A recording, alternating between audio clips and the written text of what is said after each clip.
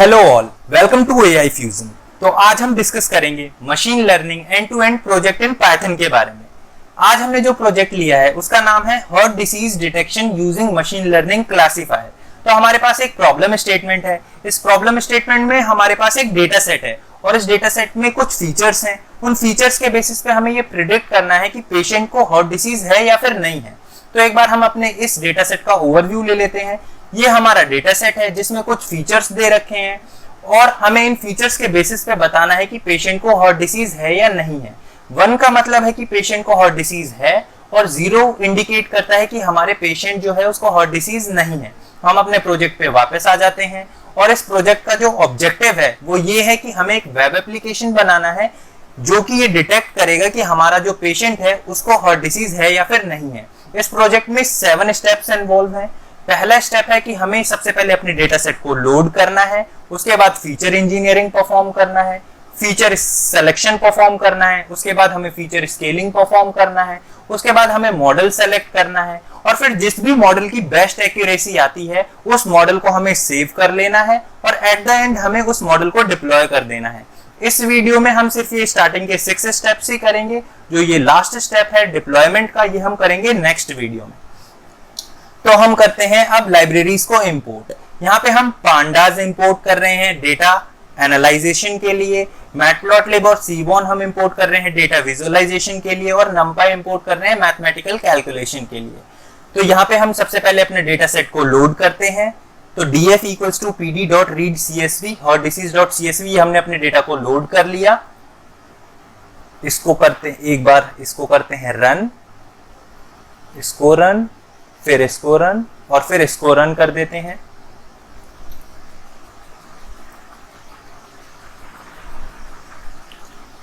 तो जैसा कि हम यहाँ पे देख पा रहे हैं कि ये हमें 5 रोज शो कर रहा है। अगर हम यहाँ पे कोई नंबर डालते लाइक जैसे 6 अगर हम डालते तो ये हमें स्टार्टिंग की 6 रोज शो करता। बाय डिफॉल्ट यहाँ पे वैल्यू होती है 5। अगर हम कोई नंबर नहीं डालेंगे तो वो 5 लेगा, अदरवाइज हम जो भी नंबर डालेंगे वो उतनी हमें नंबर ऑफ रोज शो करेगा। यहाँ पे हमने ये जो हमारा डेटा सेट था इसमें जो कॉलम्स थे एज, सेक्स, सीपी, CHOL, इन सब का ये डिस्क्रिप्शन दे रखा है कि रियलिटी में ये क्या है। जैसे for example age in year, sex में 1 मेल है, 0 मींस फीमेल है, CP means chest pain type. तो ऐसे ये डिस्क्रिप्शन दे रखा है इन सारे वेरिएबल्स का, इन सारे पैरामीटर्स का। इसके बाद हम क्या करते हैं, अपने डेटा सेट का शेप चेक करते हैं। तो इसके अंदर टोटल 303 रोज हैं, 14 कॉलम्स हैं। इसके बाद हम परफॉर्म करते हैं फीचर इंजीनियरिंग और फीचर इंजीनियरिंग में हम सबसे पहले ये देखते हैं कि हमारा जो डेटा सेट है इसमें कोई नल वैल्यूज हैं क्या। अगर नल वैल्यूज हैं तो हमें उसे फिल करना होगा। अगर कोई भी इसमें मिसिंग वैल्यूज होती हैं तो उसे फिल करना होगा। तो इसे हम रन करते हैं। यहाँ पे हम देख रहे हैं कि हमारे ये जितने भी कॉलम्स हैं इन सब में 0 नल वैल्यूज हैं। मींस हमें नल वैल्यूज को फिल करने की जरूरत नहीं है बिकॉज ये ऑलरेडी 0 है। नाउ अब यहाँ पे हम चेक करते हैं आउटलायर्स को कि हमारा जो डेटा सेट है इसमें आउटलायर्स प्रेजेंट हैं या नहीं है। तो इसको करते हैं रन। तो हम यहाँ देख सकते हैं ये हमें पॉइंट शो कर रहे हैं ये हमारे आउटलायर्स हैं। ये हमें पॉइंट शो कर रहे हैं ये हमारे आउटलायर्स हैं और ये जो पॉइंट शो कर रहे हैं ये आउटलायर्स हैं। ये जो पॉइंट शो कर रहे हैं ये हमारे आउटलायर्स हैं। तो हम क्या करते हैं, स्टैट्स को इंपोर्ट करते हैं फ्रॉम scipy और z equals to np.abs stats.zscore और ब्रैकेट में अपने डेटा सेट जिस भी हमने वेरिएबल में स्टोर कर रखा है and then print z। Now जो आउटलायर्स है उनको रीड और रिमूव करने के लिए हम 2 मेथड्स का यूज करते हैं। एक है z-score और एक है इंटर क्वार्टाइल रेंज। तो हमने यहाँ पे z-score यूज किया है। देन हम यहाँ पे यूज कर रहे हैं थ्रेशोल्ड इक्वल्स टू 3। हम जस्ट एक वैल्यू सेट कर रहे हैं। उसके बाद हम प्रिंट करा रहे हैं वो z जो कि ग्रेटर देन है 3rd स्टैंडर्ड डेविएशन से। जो भी वैल्यूज होगी वो प्रिंट हो जाएगी z की। उसके बाद इसको हम रन करते हैं। ये हमारी वो सारी वैल्यूज प्रिंट हो गई हैं जिसकी वैल्यूज ग्रेटर देन है 3rd स्टैंडर्ड डेविएशन से। उसके बाद यहाँ पे हम फर्स्ट क्वार्टाइल डिफाइन कर रहे हैं, 3rd क्वार्टाइल डिफाइन कर रहे हैं और इंटर क्वार्टाइल निकाल रहे हैं जो कि 3rd quartile minus first quartile होता है। यहाँ पे 0.75 मीन्स 75%, 0.25 मीन्स 25%। तो इंटर क्वार्टाइल रेंज को अपने प्रिंट करते हैं। ये हमारी इंटर क्वार्टाइल रेंज है। उसके बाद जो भी वैल्यूज लेस देन 3 है, it means third standard deviation की, वो सारी की सारी डीएफ में आ जाएगी। तो हम इसे रन करते हैं। यहाँ पे अगर हम शेप देखेंगे तो डिक्रीज हो गई है 287 रोज और 14 कॉलम्स। उसके बाद हम यहाँ पे सेट कर रहे हैं लोअर बाउंड और अपर बाउंड सेट कर रहे हैं और फिर से शेप चेक करते हैं तो ये हमारी 228 हो गई हैं और कॉलम से 14 फिर से डिक्रीज हो गई है। और अब हम बॉक्स प्लॉट से चेक करते हैं कि हमारे जो आउटलायर्स हैं वो रिमूव हुए हैं या नहीं हुए हैं। तो यहाँ पे हम देखेंगे तो यहाँ पे सिर्फ एक पॉइंट है और यहाँ पे 2 पॉइंट है, मींस ऑलमोस्ट आउटलायर्स रिमूव हो गए हैं। यहाँ पे एक शो हो रहा है और यहाँ पे एक शो हो रहा है। It's fine, it's okay.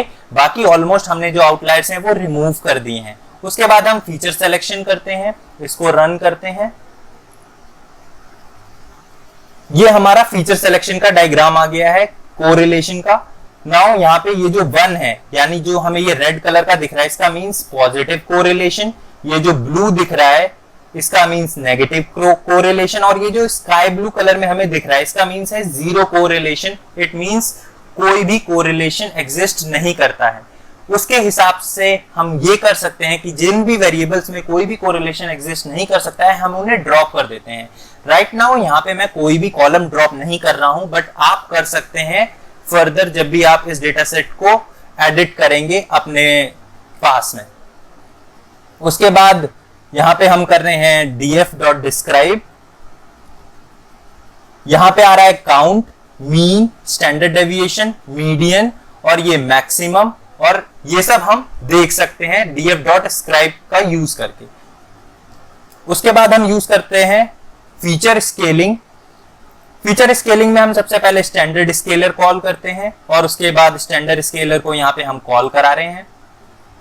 उसके बाद हम अपने डेटा सेट में डमीज क्रिएट कर रहे हैं, डमी वेरिएबल क्रिएट कर रहे हैं। और उसके बाद जिन भी कॉलम्स को स्केल करना है वो हम यहाँ पे लिस्ट में लिख रहे हैं।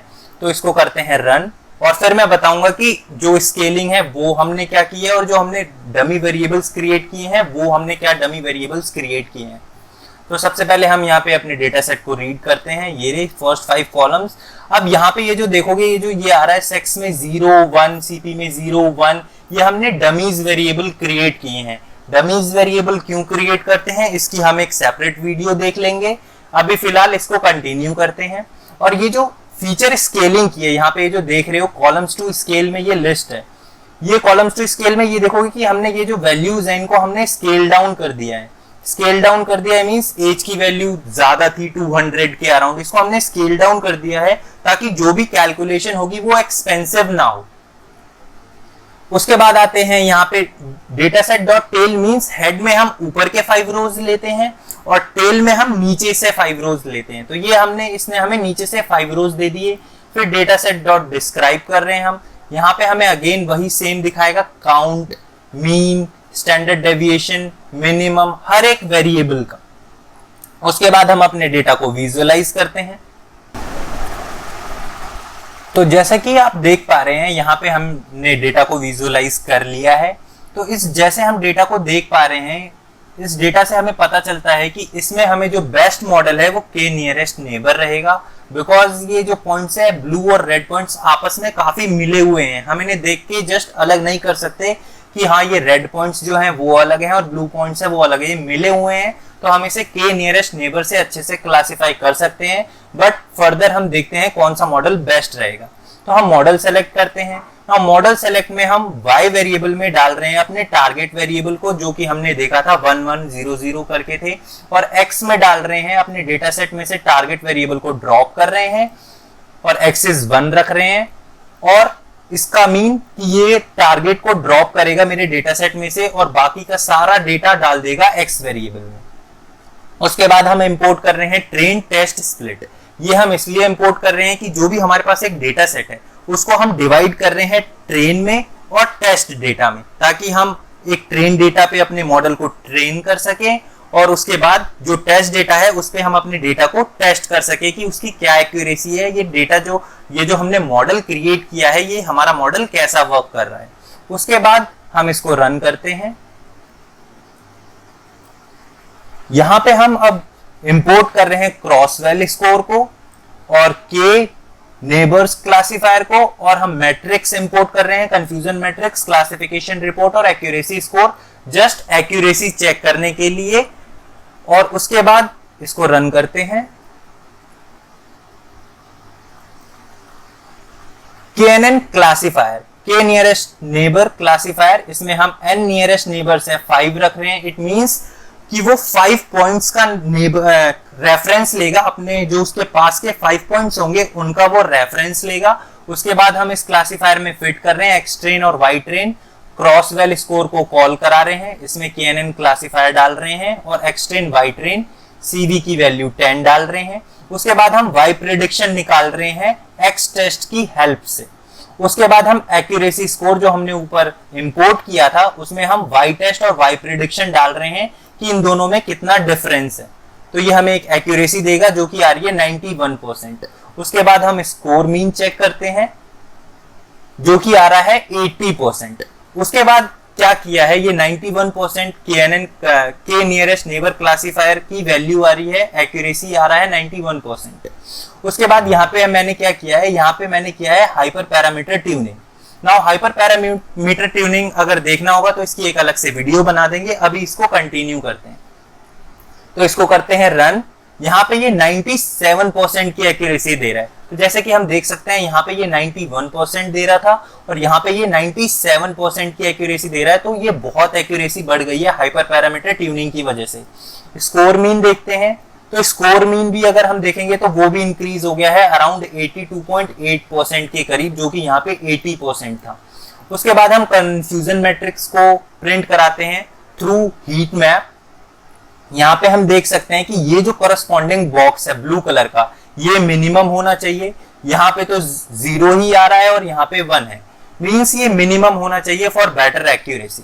तो हम अपनी क्लासिफिकेशन रिपोर्ट को प्रिंट कराते हैं। ये हमारी क्लासिफिकेशन रिपोर्ट है, प्रिसीजन है कि 0 को मींस जिनको हार्ट डिसीज नहीं है उनको तो ये 100% प्रिडिक्ट कर रहा है और जिनको हार्ट डिसीज है उनको ये 97% प्रिडिक्ट कर पा रहा है। तो अच्छी खासी हमें एक्यूरेसी मिल गई है। लेकिन हम एक दो और मॉडल चेक कर लेते हैं, जैसे कि रैंडम फॉरेस्ट क्लासिफायर। इसमें भी हम रैंडम फॉरेस्ट क्लासिफायर को कॉल कराते हैं। एन एस्टिमेटर्स को हम 20 रख रहे हैं, क्राइटेरियन एंट्रोपी और रैंडम स्टेट 51।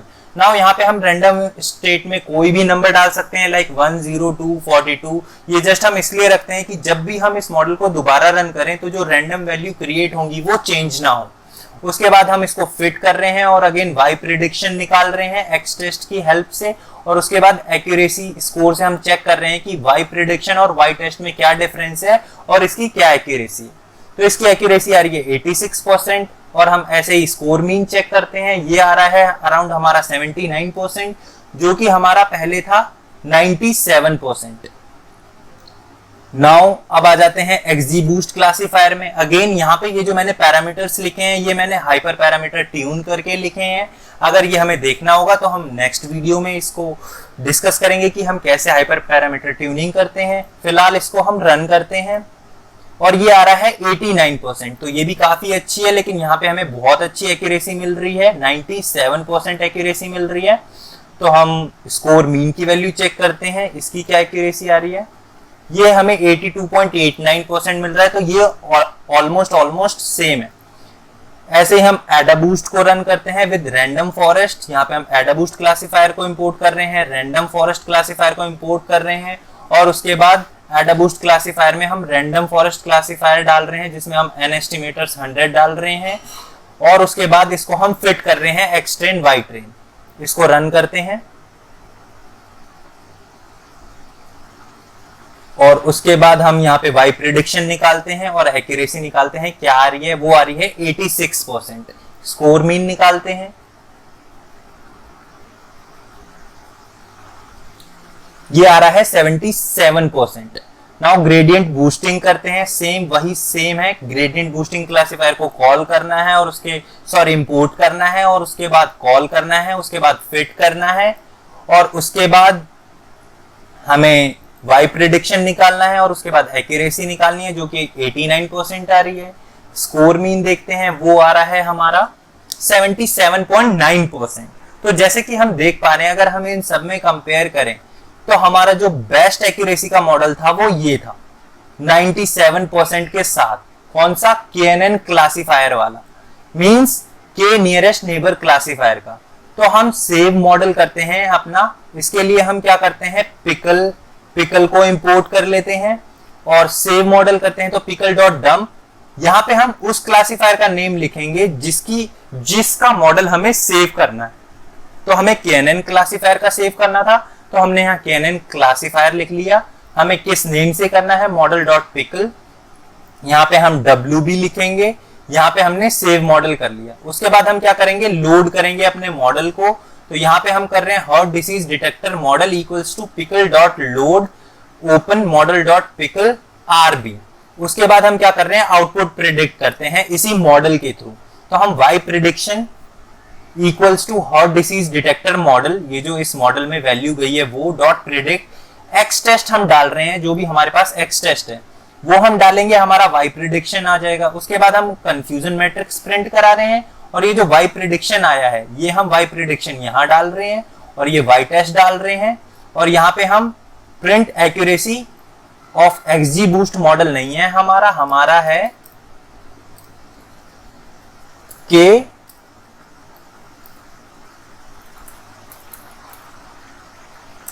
के नियरेस्ट नेबर मॉडल है हमारा। और इसको हम रन करते हैं। ये हमारी एक्यूरेसी आ रही है 97.82%, जो कि हमारी ये के नियरेस्ट नेबर की थी, शायद स्पेलिंग गलत हो गई है, इसको यहां पे हम चेंज कर लेते हैं।